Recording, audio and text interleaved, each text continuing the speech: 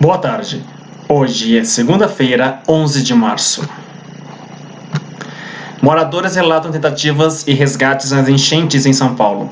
Um senhor morreu abraçado a um poste, pedindo socorro. Uma mulher foi resgatada por outra em Sobrado, próximo ao rio Tamanduateí. Peguei na mão dela, fizemos uma corrente e subimos. Ela ainda está aqui, contou. Moradores da Grande São Paulo testemunharam resgates e o sofrimento de vítimas das enchentes provocadas pela chuva que atingiu a região entre a noite deste domingo 10 e manhã desta segunda 11. No limite entre São Caetano do Sul e São Paulo, onde fica o rio Tamanduateí, vizinhos presenciaram afogamentos. Muitos carros também ficaram revirados próximos ao rio. Em um dos veículos estava Tatiana Oliveira, que voltava para casa quando a água subiu. Ela foi salva pela família de Carolina Cortes, que vive em um sobrado próximo.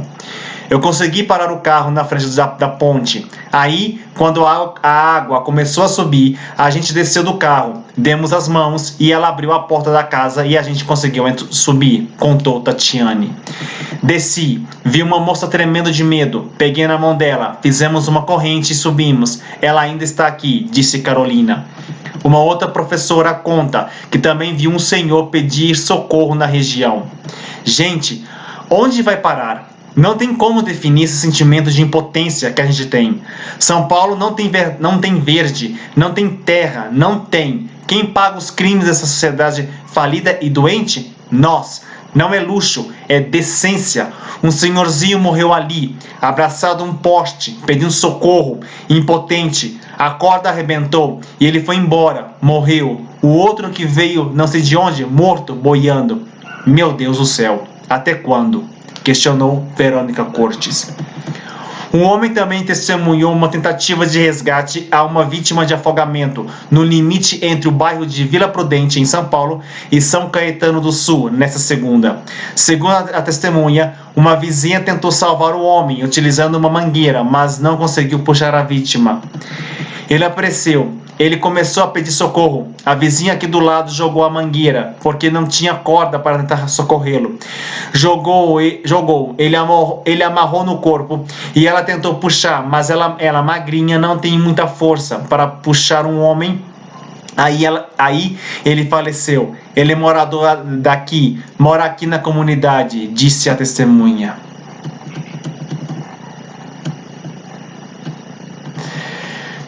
Sinceramente, o que aconteceu em São Paulo no dia de ontem e também na madrugada de hoje foi algo impressionante, mas infelizmente é algo tão corriqueiro.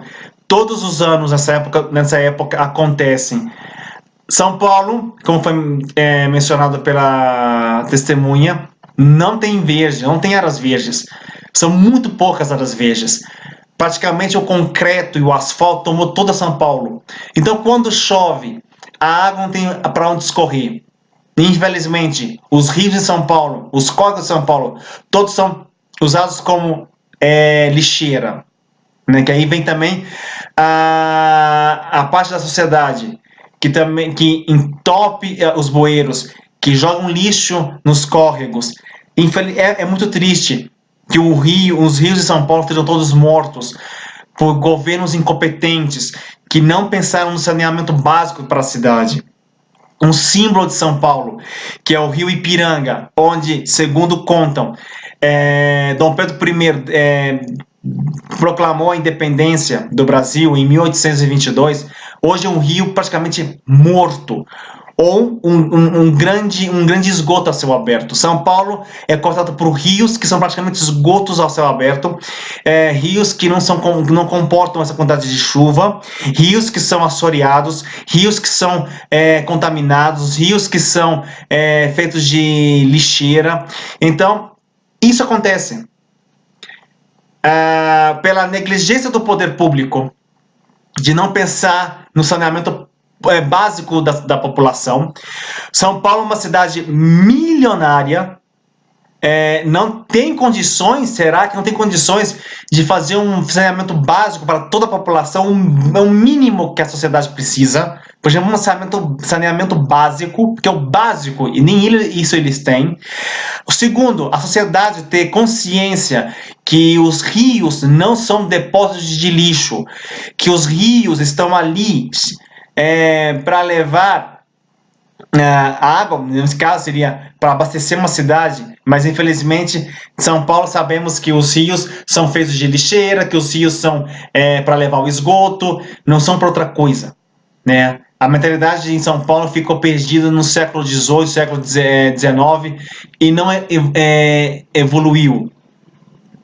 São Paulo vai continuar sofrendo com as enchentes enquanto o poder público não fizer nada para poder consertar esse problema, dar moradias dignas para as pessoas, porque isso que eu li é apenas uma parte do que aconteceu em São Paulo.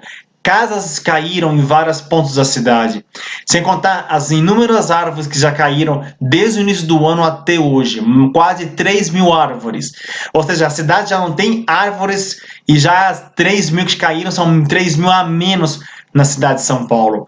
É uma cidade que cresceu fora de controle, é uma cidade que não tem um planejamento, é uma cidade que ano após ano acontecem tragédias causadas pela chuva. Lembrando, a chuva não é causadora das fatalidades em São Paulo ou em qualquer lugar do mundo.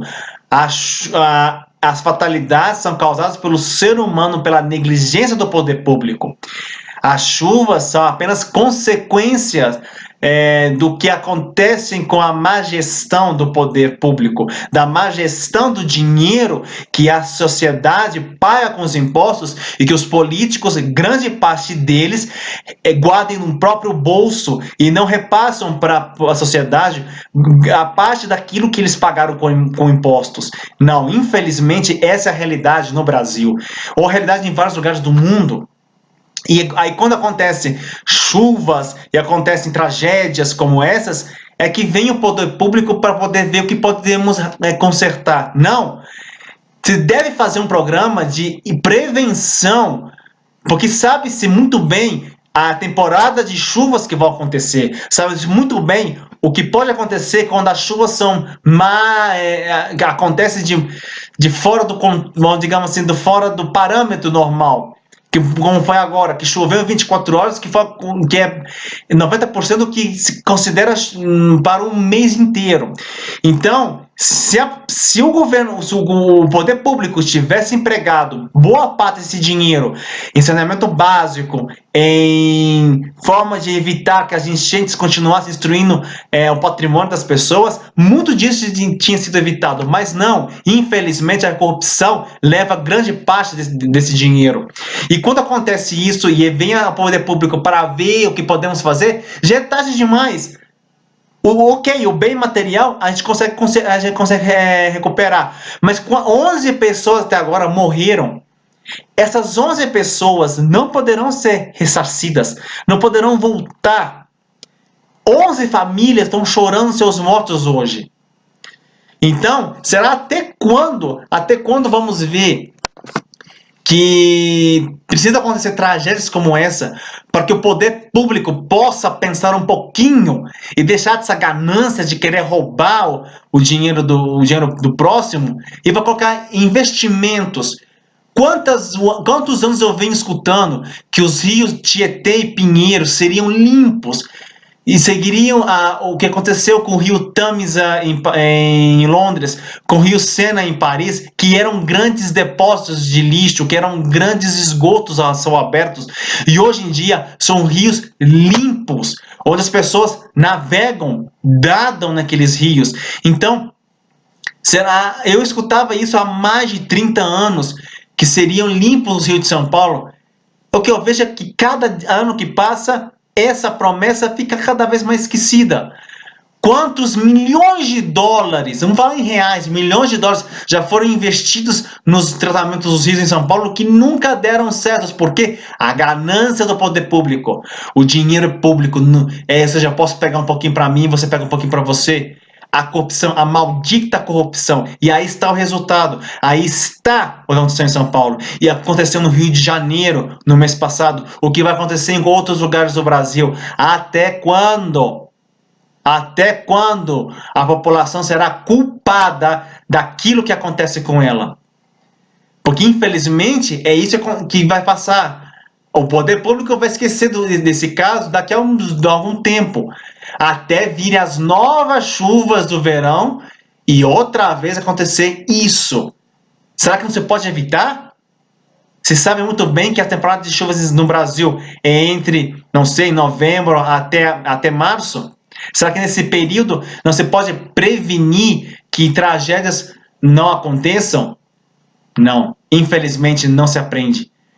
Infelizmente, no Brasil, o que se vê cada vez que a população é sempre a culpada daquilo que é acometida.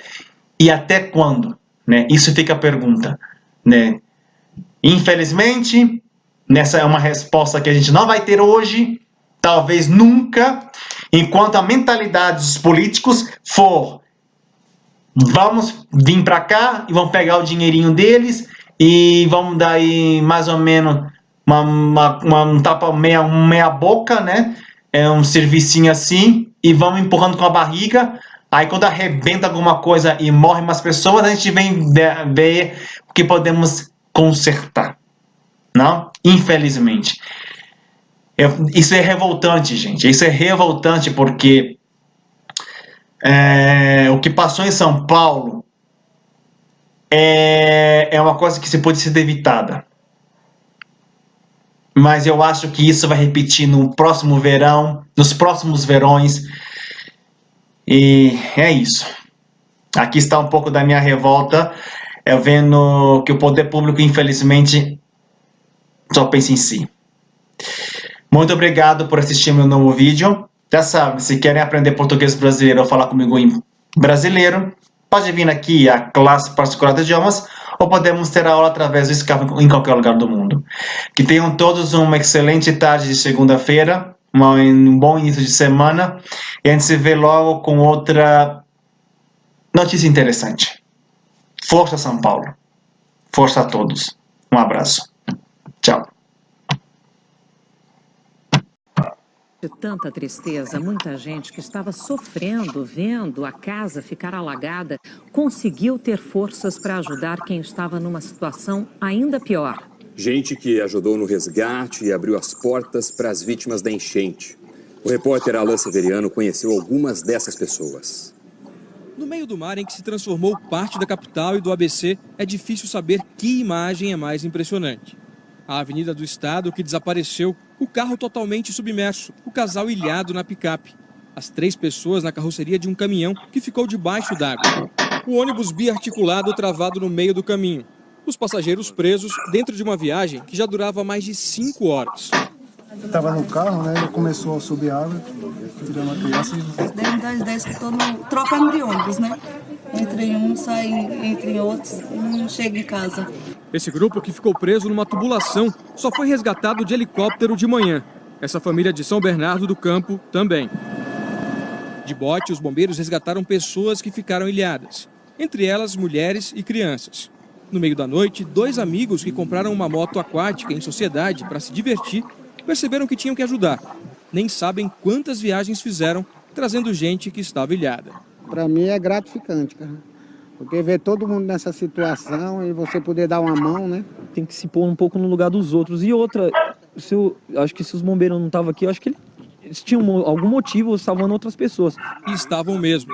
Os bombeiros passaram a noite trabalhando. O repórter cinematográfico Tiago Guerreiro registrou o resgate de uma família. O pai contou os momentos dramáticos que viveu com a mulher e os 3 filhos. Acabei descendo essa rua aqui, cheguei lá embaixo achando que era asfalto, mas era água. O farol do carro refletiu como se fosse asfalto, para mim era asfalto. Na hora que eu entrei, o carro começou a afundar, o carro já era. Mas graças a Deus, minha família está aqui, o carro eu vou correr atrás e comprar outro.